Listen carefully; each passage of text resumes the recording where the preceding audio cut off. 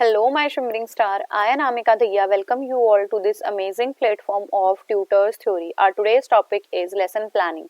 Lesson planning पाठ्य योजना क्या होती है, हमें लेसन प्लान क्यों करने चाहिए, प्लानिंग क्या होती है ओवरऑल। देखो, किसी भी चीज को, किसी प्रोजेक्ट को, किसी प्रोसीजर को सक्सेसफुल करने के लिए हमें उसे बेटरली प्लान करना चाहिए। तो सक्सेस के चांसेस हमारे तभी अच्छे होते हैं जब हम उस चीज को प्लान कर लेते हैं। प्लानिंग का मतलब है उसके अंदर हमें क्या फिजिकल एफर्ट लगाने हैं। प्लानिंग करते हुए आप पूरे मेंटल एफर्ट्स लगा लेते हो और इसके साथ साथ आप फाइनेंशियल एस्पेक्ट्स क्या लेके चलोगे, that is known as planning. आपके पास अवेलेबल रिसोर्सेज कौन से हैं, how to use that resources and how to use that resources to make our yield very better. हम कैसे कर सकते हैं कि हमारी जो यील्ड है वो अच्छी मिल जाए, हमें रिजल्ट बहुत अच्छा मिल जाए। So planning is important for the success for the project. हमें किसी भी प्रोजेक्ट की सक्सेस के लिए प्लान करना चाहिए। उसके अंदर हमारे फिजिकल, मेंटल और फाइनेंशियल एस्पेक्ट जुड़े होने चाहिए। एंड टीचिंग की बात करूं तो 3 टाइप की प्लानिंग होती है। कौन कौन सी? ईयरली प्लानिंग, यूनिट प्लानिंग और daily lesson planning. So first है हमारा yearly planning, the lesson planning which is depends on the year planning, that is known as our year planning, जिसके अंदर आप पूरे साल की टर्म्स को डिस्ट्रीब्यूट कर देते हो कि आपको साल में, पूरे साल में किस डेट पे, कौन से मंथ में कौन सा कार्य करना है। So it is a term और syllabus wise distribution, month wise होता है। Monthly syllabus is further distributed in a weekly, और वीकली जो है आगे डिस्ट्रीब्यूटेड होते हैं डेली के लिए। ईयरली प्लानिंग में maths teaching in a particular class based upon किन किन चीजों पे रहेगी, आपका सिलेबस क्या है, आपके ऑब्जेक्टिव क्या थे, किसी को आपको कॉन्सेप्ट कंटेंट क्या बढ़ाना है, आपको लर्निंग एक्सपीरियंसेस बच्चों को क्या करने हैं, और आपके पास एनवायरमेंट में रिसोर्सेज क्या क्या प्रोवाइडेड हैं। तो ईयरली प्लानिंग वो होती है जब आप पूरे ईयर की प्लानिंग करते हो। टर्म वाइज हो सकती है ये, और सिलेबस वाइज हो सकती है। इसमें चीजें क्या क्या ध्यान रखोगे, आपका सिलेबस ध्यान रखना है, आपको ऑब्जेक्टिव ध्यान रखने हैं, आपका कंटेंट क्या होना चाहिए, लर्निंग एक्सपीरियंसेस क्या होने चाहिए, और अवेलेबल रिसोर्सेज कौन कौन से रहेंगे, इनका ध्यान रखना है। तो देखो, ये एग्जाम्पल है हमारा, जैसे अगस्त सितंबर का हमें कौन कौन सी चीजें करानी है, कितने वीक में क्या क्या काम हो जाएगा, और उसके बाद एक्टिविटी क्या सजेस्टेड है, ये भी यहाँ पे गिवन है।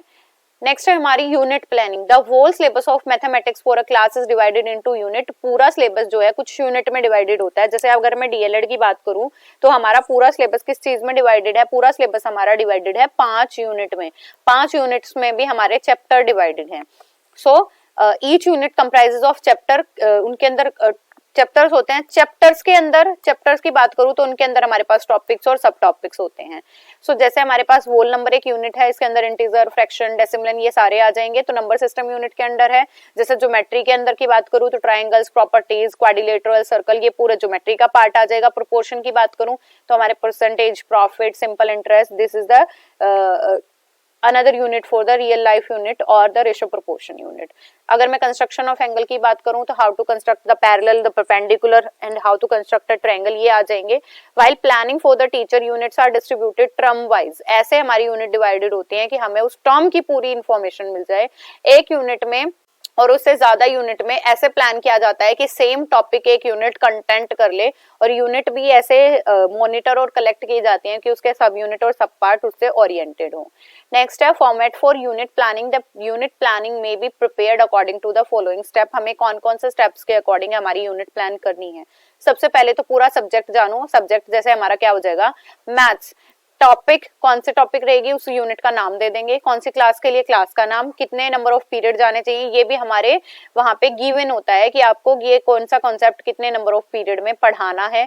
टीचिंग एड क्या यूज करोगे, आपका कंटेंट कैसे कवर होगा, सब यूनिट्स क्या हैं, और ऑब्जेक्टिव क्या है उसकी कंप्लीशन के लिए।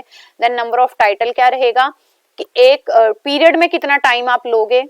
टीचर्स की एक्टिविटी क्या रहेंगी, स्टूडेंट्स की extra activity also given in that unit planning. Collective activity of teacher student, assignments क्या दिए जाएंगे, and what kind of relative activities कौन सी होंगी, एंड इवेल्युएशन लास्ट में कैसे करना है, and you can give the references कि ये आपने आइडिया कहाँ से सीखा है। नेक्स्ट आते हैं हमारे डेली लेसन प्लानिंग। अब तक आई थिंक आप डीएलएड सेकंड ईयर में हो गए, आप सब अवेयर हो कि हमें लेसन प्लानिंग बनानी कैसे होती है। So year planning and unit planning is not sufficient for the successful learning because we have to plan our day to day teaching. हमें अपने दिन भर की, मतलब एक एक दिन के टीचिंग को भी प्लान करना होता है। तो अगर मैं बात करूं हमारी ईयर प्लानिंग की, तो ईयर प्लान हमारी मंथ में होती है, और अगर मैं यूनिट की बात करूं तो वो मंथली प्लानिंग भी आगे जाके हमारी डिवाइड हो जाती है हमारी किस में, वीकली प्लानिंग में।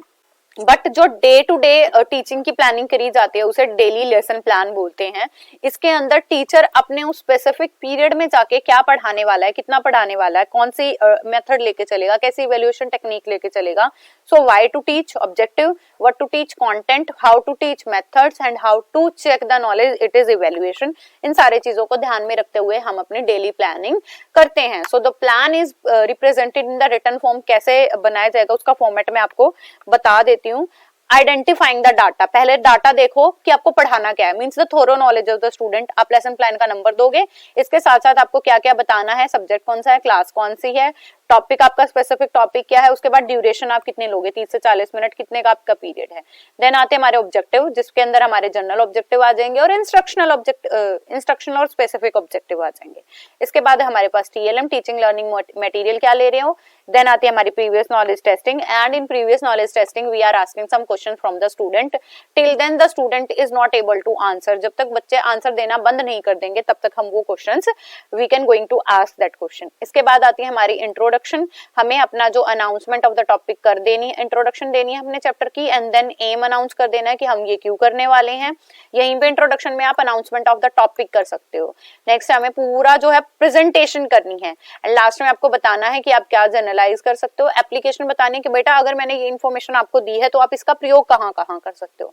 Then we have to recapitulate our lesson plan, and last में हमें बच्चों को होमवर्क प्रोवाइड कर देना है। अगर मैं लेसन प्लानिंग की आपसे बात करूं तो हम नॉर्मली कैसे बनाते हैं, ऊपर हम इनिशियल्स लिखते हैं अपने किसी भी लेसन प्लानिंग के, कि कौन सा सब्जेक्ट का है, कौन सी क्लास का है, टाइम क्या रहेगा, टॉपिक क्या रहेगा।